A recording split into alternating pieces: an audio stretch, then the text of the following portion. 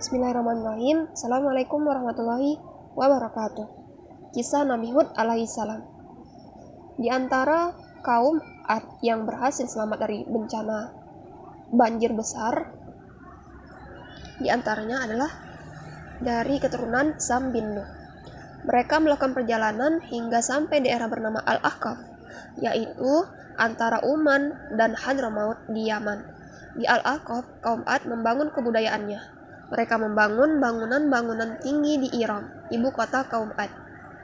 Pada masa itu, belum pernah ada kota-kota yang dibangun seperti di negeri-negeri yang lain. Kaum Ad membuat bangunan-bangunan dengan tiang-tiang penyangga yang besar dan kuat. Wilayah Al-Ahqaf merupakan daerah yang subur. Kaum Ad memanfaatkannya untuk daerah pertanian.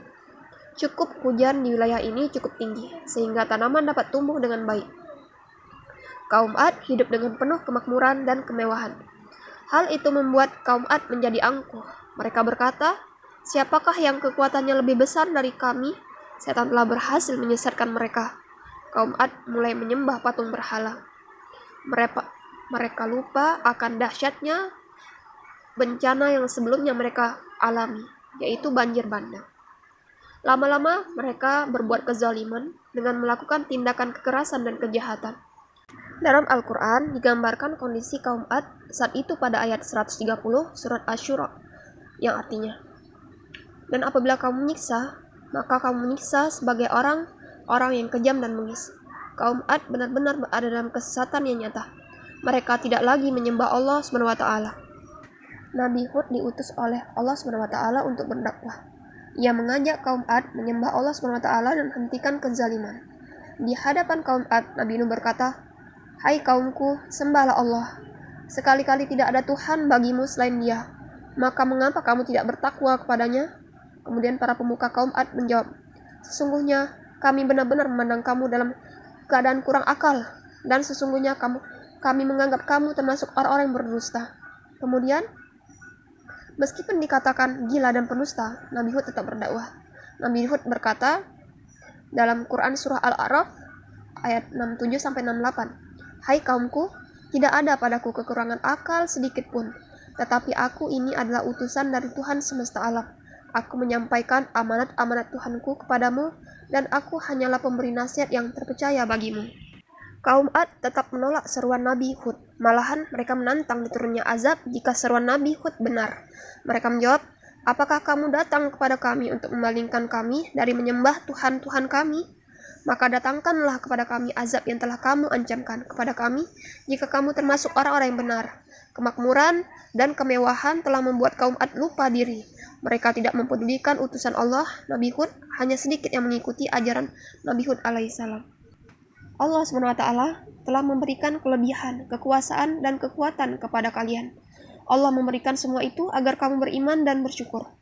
Kebimbangan meliputi perasaan kaum Ad. Mereka merasa ada kebenaran dalam dakwah Nabi Hud, namun mereka tidak dapat meninggalkan penyembahan berhala. Kemudian mereka berkata, "Wahai Hud, kami tahu Tuhan kami telah menimpakan penyakit gila kepadamu. Sesungguhnya engkau adalah seorang pendusta." Nabi Hud menyangkal perkataan kaum Ad, "Wahai kaumku, aku bukanlah orang gila. Aku adalah Rasul Allah, Tuhan seluruh alam. Aku menyampaikan amanat Tuhanku. Maka ingatlah nikmat-nikmat Allah SWT supaya kamu mendapat keberuntungan." Mereka kaum Ad berkata, "Apakah kamu datang kepada kami agar kami hanya menyembah Allah saja dan meninggalkan apa yang biasa disembah oleh bapak-bapak kami?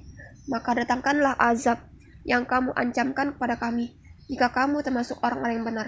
Quran surah Al-A'raf ayat 69-70. Demikianlah sebagian perbincangan Nabi Hud dan kaum Ad. Kaum Ad tetap menolak ajakan Nabi Hud, sekalipun Nabi Hud memberikan penjelasan dan bukti-bukti kekuasaan Allah SWT. Kemudian Allah SWT menurunkan azab, kemarau yang panjang menimpa wilayah mereka. Tanah kembali kering dan tanaman tidak tumbuh. Hewan ternak mereka juga banyak yang mati. Kehidupan kaum Ad menjadi sulit. Ketika itu Nabi Hud meminta kaum Ad untuk memohon ampun kepada Allah SWT. Namun mereka menolaknya dan tetap menyembah berhala. Mereka berharap tuhan-tuhan berhala akan menolong mereka. Sekali lagi, Allah menurunkan azab. Awalnya kaum Ad melihat sesuatu yang bergumpal-gumpal berwarna hitam. Mereka mengira telah melihat awan hitam yang akan menurunkan hujan. Mereka bersorak karena terlalu senang.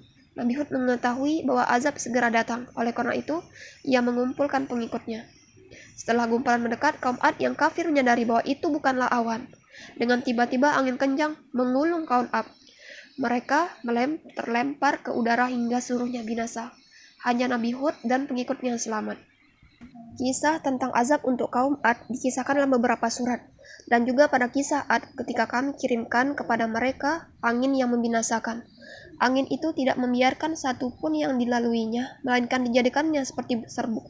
Quran Surah Az-Zariyat ayat 41 sampai dengan 42. Sesungguhnya kami telah menghembuskan kepada mereka angin yang sangat kencang pada hari nahas yang terus-menerus, yang menggelimpangkan manusia seakan-akan mereka seperti pohon kurma yang tumbang. Quran Surah Al-Qamar ayat 19 sampai dengan 20. Adapun kaum Ad, maka mereka telah dibinasakan dengan angin yang sangat dingin, lagi amat kencang, yang Allah menimpakan angin itu kepada mereka selama 7 malam dan 8 hari terus-menerus. Maka kamu lihat kaum Ad yang waktu itu mati bergelimpangan seakan mereka tunggul pohon kurma yang telah kosong atau lapuk. Maka kamu tidak melihat seorang pun yang tinggal di antara mereka. Quran Surah Al-Haqqah ayat 6 sampai dengan ayat 8. Wallahu a'lam bishawab. Semoga bermanfaat. Assalamualaikum warahmatullahi wabarakatuh.